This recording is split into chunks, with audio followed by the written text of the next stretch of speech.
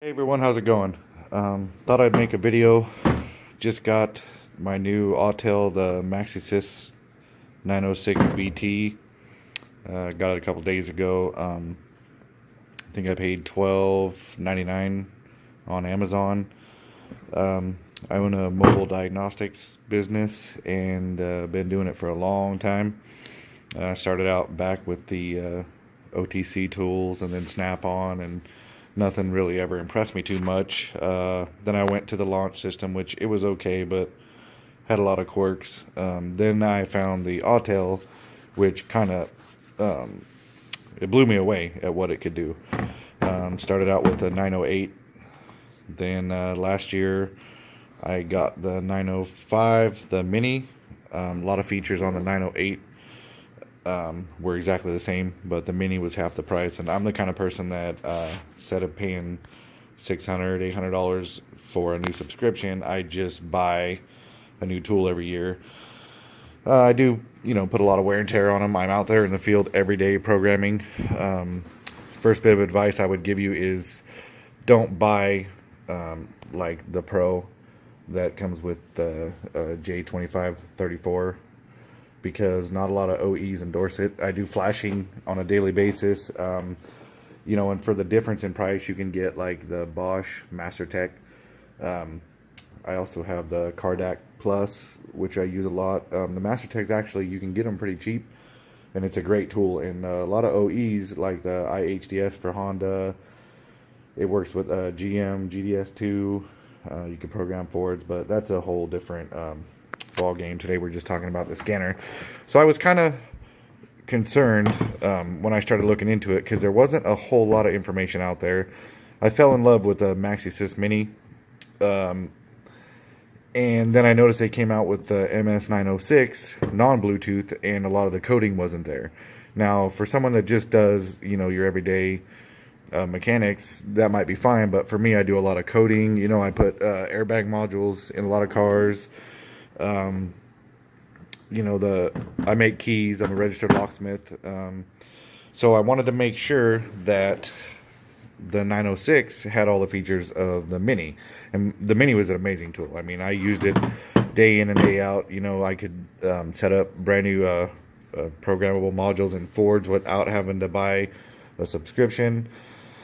And a lot of what I did notice is, as I got more familiar with the tool, the software is almost identical to the OEs. So like if you were to use the BCM2 with the Ford IDS, when you go into autel and you go into Ford, it's almost identical word for word. So it's actually a lot of tool for what you spend. One thing I don't like, though, is it's a little bit bigger and the battery life is better, but they were saying that it's a little more durable than the 905, the mini, but I don't think so. The edges are kind of hard. The mini was actually solid rubber all the way around, and it had a Velcro strap you could put on, which was pretty cool. And the Bluetooth, this kind of scares me. I had the launch system before, and they had the real tiny Bluetooth module, and I don't know how many times I forgot it in the car, and I was lucky enough, except for once, to get it back. And when I had to get a new one, it was a pain, especially with the launch, because their adapter is what's registered for their software. So if you lose the adapter, you're pretty much screwed on the tool. I don't know how autel works. I've never lost one. And the 905 actually had the really big communication interface, but I guess they gave you a flashlight on this one. Not sure why. Another thing I don't really care for is the case is huge. All your adapters that 99% of us aren't going to use are actually a part of the case now, as to where on the mini, and I think the 908, it actually was in a separate box. But yeah, I don't really care for that. As for the tool, though, they made some pretty cool improvements. I'm actually going to make a series of videos while I'm out in the field, just to show the power button's actually a little bit better on this one.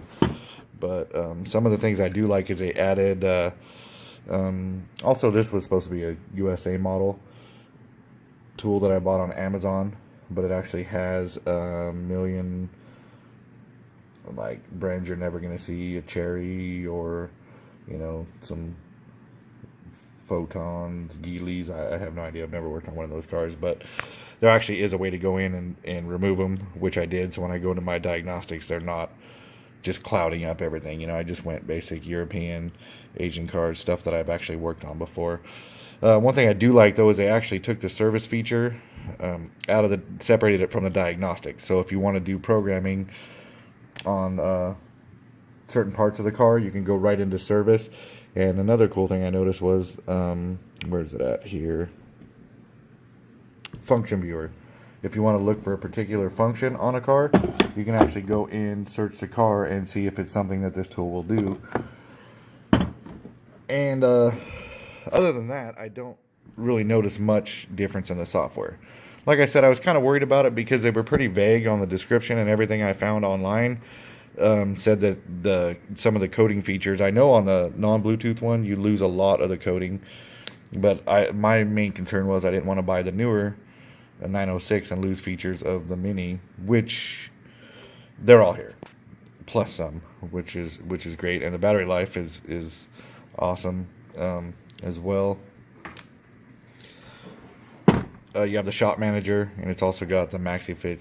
I don't know if you've ever used Identifix, but it's kind of similar. You can go on, and if you have any questions or find any answers to some stuff that you might need to know, just one click of a button. But it does, I notice when your subscription runs out, you can no longer log into that. So I wanted to touch on that I've used and I think are great with this tool is its ability to make or program keys and key fobs. It's actually awesome, unbelievable for what it can do. I bought the SKP 900. I don't know if you guys are familiar with that, but it's like a key programmer tool. And I tried it out a couple times, and then I realized that for immobilizers and stuff, this will do anything that the SKP 900 will do, or a lot of those, key programming tools, plus some. Especially like me, I'm a registered locksmith, so if you have access to PIN codes and stuff like that, there's almost nothing you can't do key-wise for programming. So it's a really good tool, and it'll do the Ford PATS keys. You don't need PIN codes or anything for that. It'll do, I did a Toyota, added a key like the ID46, or added a fob the other day on a new Kia. It's a pretty amazing tool. As far as adding keys, like I said, it'll do all keys lost and stuff like that, but you're gonna have to get locksmith ID or get access to PIN codes. But yeah, it's a pretty amazing tool, and like I said, I'm gonna do a series of videos as I take it out every day. I'm gonna try and make videos here and there to show you guys it actually being used. If you have anything particular you want to know, you can go ahead and leave me a comment, and chances are I'll either know how to do it, know if it can do it, or may be able to make you a video showing you how to do it. So that's all for this. I just kind of wanted to touch on the tool and let you guys know. Like I said, it's a great tool. There's no reason to go any higher or spend any more money. The 906 Bluetooth will do anything that the 908 will do, or the Elite. You get the vehicle, the J25 34 box, but like I said, if you actually go onto the NASTF and look, there's really no OEMs that endorse their J-box for flashing, and I wouldn't chance it myself anyways, doing calibration updates and stuff like that through the actual autel server. It doesn't sound like a good idea to me. When it comes to that, I always use the OEM websites and either use the Bosch or something from Drew Technologies. So yeah, if you have anything you'd like to see done with it, or any questions, go ahead and just comment down below, and I will get back to you with an answer. Thanks for watching.